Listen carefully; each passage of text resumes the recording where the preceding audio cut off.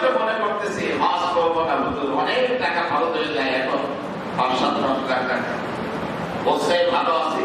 টাকা পয়সা না আছে, হুজুর ব্যাংকে কি সুন্দর করে ডিপোজিট করে রাখছি, মাসে মাসে ওখান থেকে কিছু উঠায় 3 মাস পর পর খাই খাই করে দিই, এত রিস্ক নেওয়ার দরকার নেই। হুজুর আমার তো হজের টাকাটাই ওই টাকা ফিক্সড ডিপোজিটে কোটিখানেক টাকা আছে, টাকা কিন্তু কোটিখানেক, ওইটা আছে ব্যাংকের মধ্যে, ওইটা ওনার কাছে কোনো টাকাই না, ওই হজে যাবে না, ওই টাকাটা ঘুরে যাবে। আমি আপনাদের অত্যন্ত বিনয়ের সাথে বলবো, এখান থেকে আপনার বয়স যদি 50 হয়, 3 বছর আগে আপনি কি ছিলেন একটু ভাবেন। আপনার বয়স যদি হয় 30, আপনি